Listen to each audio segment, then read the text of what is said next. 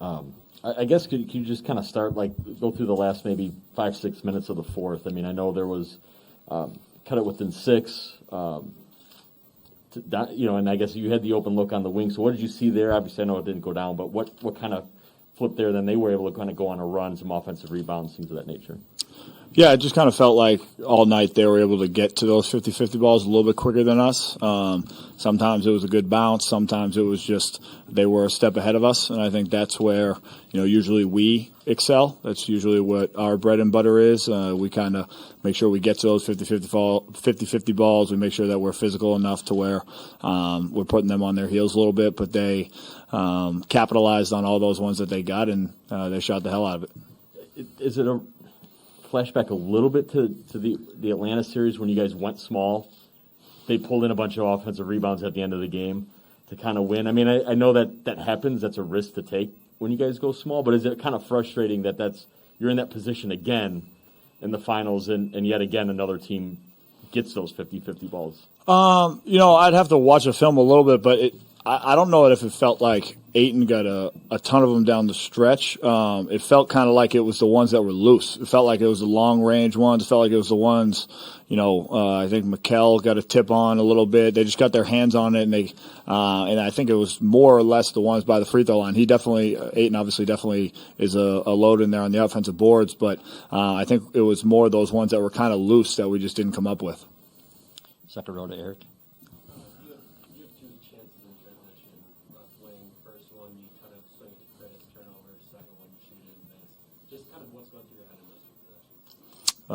Try to make the shot. One of them I saw Chris. I mean, Chris is Chris. He's an all-star. When I see him open, I try to get him the ball. Definitely should have shot it. Ayton ran back in transition. He found the most dangerous guy, if you want to call it. That's kind of how we do transition defense. And then I just missed one of them. I think there were a few shots that I could have made that I missed. But that's kind of the name of the game. You want to make sure you put your best shot on it, and you want to make sure, you're trying to put your team in a position to win. And then, I guess defensively, I know you guys didn't finish the possessions with the defensive rebounds, but what do you feel like going small did to CP and to Devin? Yeah, I thought I put them in some tough positions. I think there were times we were able to pressure them. There were times we were able to make them take some tough shots. I think there were a few times that we unfortunately bailed them out with some fouls. I can remember one or two that happened to me on rear view contests. But we want to be active. We want to make sure that they feel a little bit more uncomfortable enforcement of some of those tough shots. But you got to finish the possession. And I think they capitalized on a lot of those threes after they got the offensive rebounds. And at the end of the day, I think they hit 19, 23, something like that. Go ahead, Sam. Third row. Pat, the cameras in the third quarter had caught Giannis getting real emotional with you guys and just, trying to get everybody going. What was the message? But then also, your time with him the last couple of years, has he changed when it comes to the leadership component and those key moments and connecting in that way? Yeah, I think his message was just, it's not about any of us individually. It's about us collectively. Stay together, stick together, take it one possession at a time, was his message in that timeout. And then, he's definitely changed. He's grown as a leader. He's grown as a leader vocally. He always had that, workman type attitude, and he always put as much time in the gym as anybody. But even when he got hurt, he was vocal. He was with us. He was present. He was in the locker room. He was on the bench during games. He was pulling people aside individually. He was pulling the team aside collectively. And I think he's done a phenomenal job in his growth as a leader vocally. Third row on the right. Pat, in the first half, they were hitting a lot of threes as well. I think that was coming a little bit more in the half court. When they're shooting like that, in your mind, are you like, they can't keep making every single one of these? Or did you feel like, maybe we're not doing something we're supposed to be? We're pros. They can keep making them. I've seen it happen. I think we definitely tried to make some adjustments at halftime. I mean, we were active in the first half, being in the passing lanes, and they made some shots. So we tried to be a little bit less active going into the second half as far as, staying in. We wanted to show a body and then try to get out.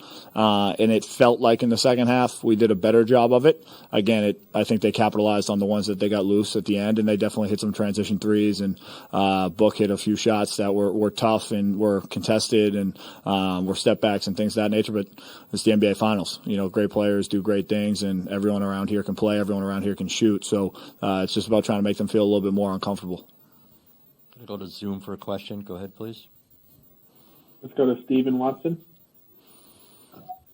Hey, Pat. This is a familiar territory for you guys, being down 0-2 in a series. Only 30 teams in NBA postseason history have come back to win a series when down 0-2. What makes you believe that you guys can be 31? I mean, we're competitors. We wouldn't be here if we didn't believe. So, we have a resilient group in that locker room. We have a group that has been through a lot. We've been through adversity this year. And the one thing that's remained consistent is we've fought through it together. We've had each other's backs. We've looked at each other in the locker room, and we fought for the guy sitting next to you, the guy sitting on the other side of you. So it's no different here. I mean, you got to take it one game at a time, one half at a time, one quarter at a time, one possession at a time. And, we're focused on learning from the things that we need to learn from this past game, and then making sure that we're looking towards game 3. Back to Eric in the second row. Go ahead, please. Were you at all surprised that Giannis, 1, could go for 40 minutes and then 2, put up kind of the numbers that he did and I think it's 9 days after he hyperextends his knee, and then also as he goes down with that cramp, kind of what's going through your mind? Nothing Giannis does surprises me anymore. I mean, he's got the nickname Freak for a reason. I will say it's incredible what he's been able to do, and it hasn't happened without time that he's put in to, get himself ready, get his body better, and, continue to do the things that he does to be a 2-time MVP. The cramp, fortunately, I was fortunate enough to kind of look back and see him stretch. So I didn't actually see him on the ground. So I didn't have a 5, 10, 18-second window to really be worried. But, he runs himself to exhaustion from time to time. He leaves it all out there, and that's all you can ask is, a franchise guy. And that's the type of guy that, I want to be playing next to. I was fortunate to play next to a guy like that in Portland with Dame. And I've been fortunate to play next to a guy like that in Giannis, who continues to do it at a high level. Any other questions? Thanks, Pat. Thanks, guys.